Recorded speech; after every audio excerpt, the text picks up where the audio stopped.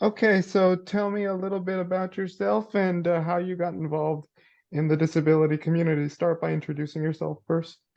Yeah, so my name's Sara Pielsticker. I'm currently a staff attorney at Disability Law Colorado, which is Colorado's protection and advocacy system. I grew up in Colorado, and I have a cousin who has Down syndrome. So I started when he's about my age. So when we were teenagers, I started working with various groups that he was receiving services and programming from, and got pretty ingrained in the intellectual disability community that way. So then when I went to undergrad, I studied to be a teacher, and then kind of fell into the world of disability law and education law, and realized that I could make kind of more macro systemic change by pursuing that career. So then after undergrad, I took some time and then went to law school. And I went to Syracuse Law to do the disability law and public policy program there. And I jointly did a master's in education and disability studies. So I was able to really focus on disability law and education law, and kind of what that would look like in practice. And so now here I am, kind of with a job doing exactly what I went to school for, which I feel very grateful and blessed to be able to do. So I do primarily youth advocacy and education work at Disability Law Colorado, but have historically also done some work with our team that works in facilities, and with our vote program as well. Because that's what I was that you were leaning into my next question, which is like, what sorts of stuff do you do as an attorney? What's like a typical day look like? Yeah, I think my favorite part of my job is that every day looks different.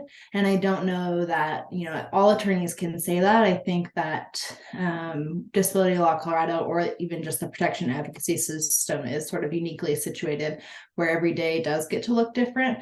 And that's something I really enjoy. So some days I might be talking with parents who are having education issues with their children's school. And we do a lot of self-advocacy assistance because we work statewide. And so our volume of calls is pretty high. And we can't individually represent everyone that calls us. So there are a lot of great complaint options and remedies that parents can take by themselves. So I do a lot of phone calls to kind of walk parents through what their rights are, what complaint options are available, what complaint option might be best for their issue if they do want to pursue that, what some more informal remedies might be if they aren't looking for a complaint option, what remedies might be available from the various complaint options. And then sometimes this is a little bit more rare, and more we do it more in the extreme circumstances. We will file complaints on behalf of families. So sometimes I'm working on that. Usually we'll do that with the Colorado Department of Education, or the U.S. Department of Education's Office for Civil Rights, are the primary avenues that we file complaints.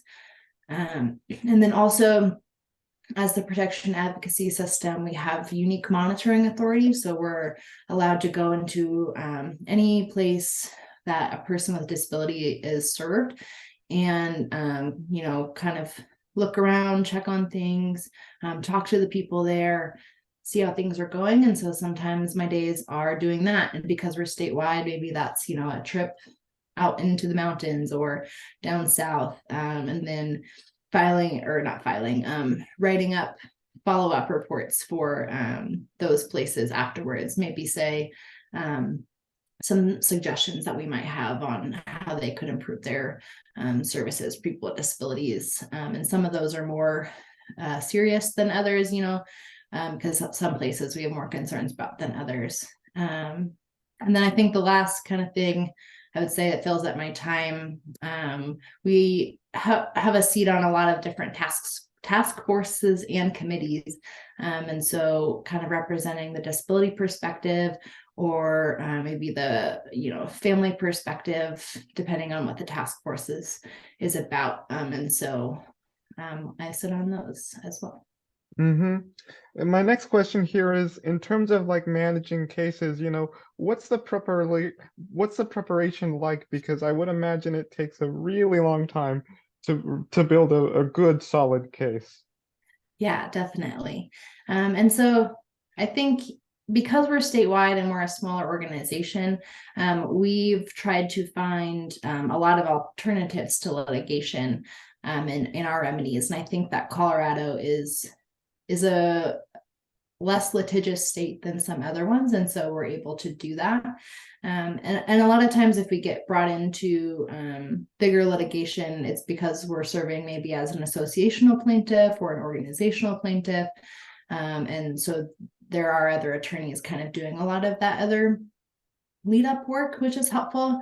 And then, those administrative complaints I was talking about that we'll file or help parents file, they take a lot less buildup for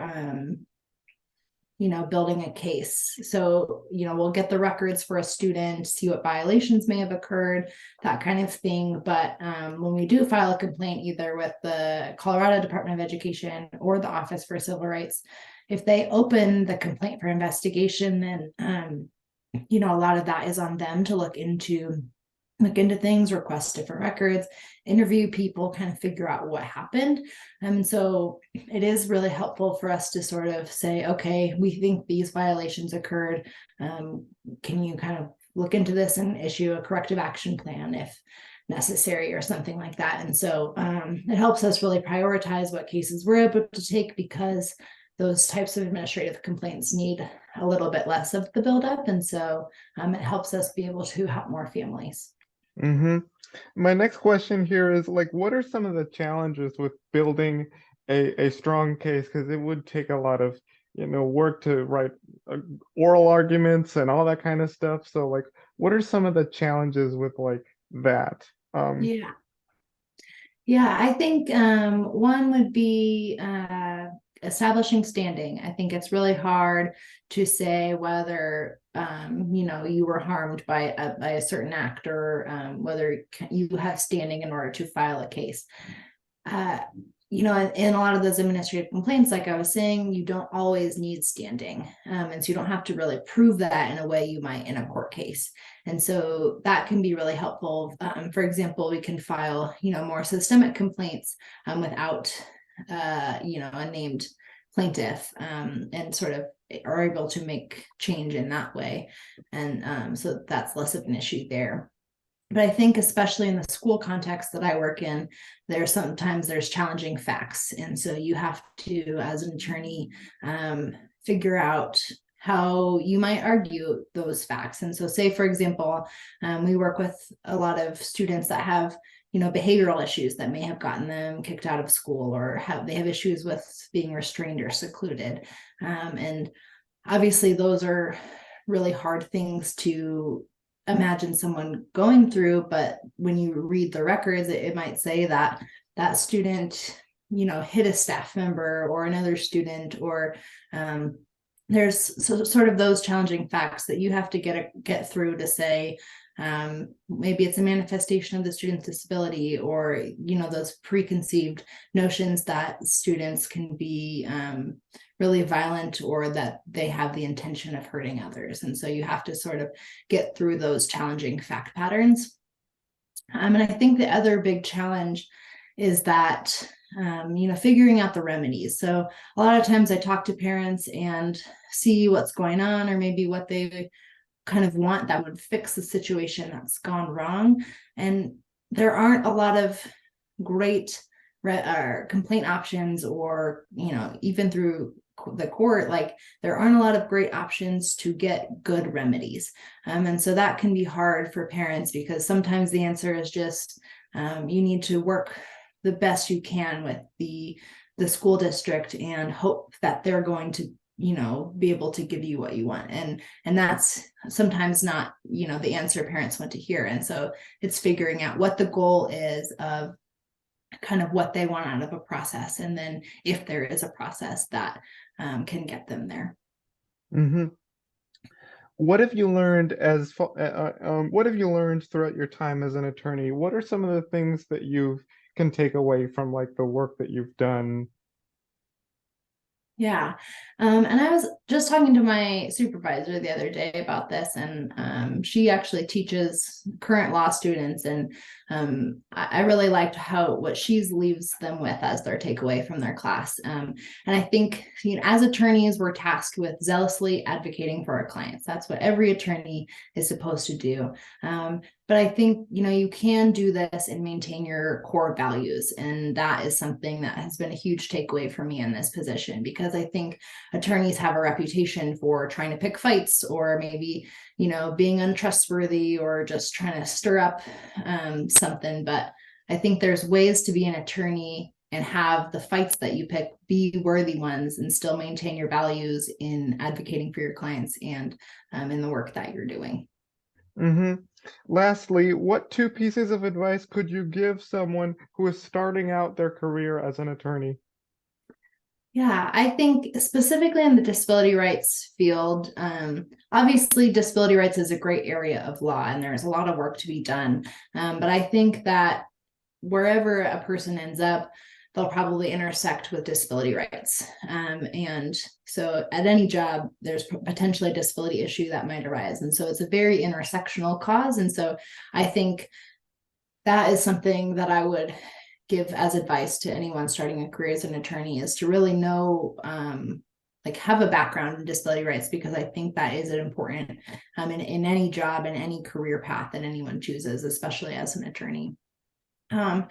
And I think the other piece of advice I have is, I think when you're in law school, you're kind of taught that to be an attorney, you have to really work those 80, 100-hour weeks and kind of, really, really grind. But I think what I've found that I really appreciate is that there are jobs as an attorney that are out there where work-life balance is possible. And I don't think that a lot of law schools or even attorneys really do a good job of letting people know who want to enter this field that that is an option. And I think that might deter some people. And so I think in my job, I think that I really love my job and I get to do great work, but I also get to have that great work-life balance. So it's helps me be able to advocate for others.